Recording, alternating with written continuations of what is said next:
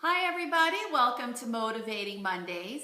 It occurred to me now that we've talked about voice and how to speak with a more stronger and more powerful voice, and as we've been talking about resonance, I thought I would comment on a very common question my clients ask me.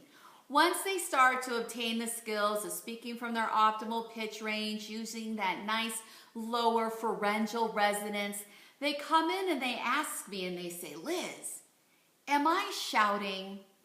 And of course the answer is no. If my client was doing anything that was outside of our goal, I would definitely jump in. But the voice in your head is definitely going to sound much louder. And this makes sense. Before you started doing this series, you were speaking perhaps in a voice that was more habitual, thinner, higher, weaker, more nasal.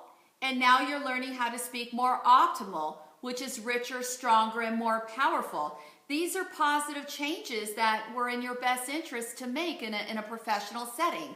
You have now also learned how to speak with good pharyngeal resonance, placing your voice in that chest area, feeling yourself speak from that chest bone that produces stronger, richer tones. So your voice and your speech behaviors are changing. So that's definitely going to influence that voice in your head that you know as your voice.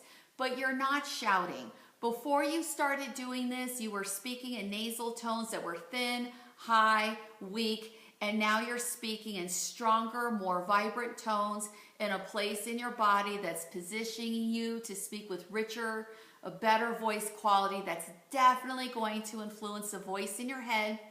Get used to it, embrace it, because I'm sure you sound great, but that feedback will strike you as odd.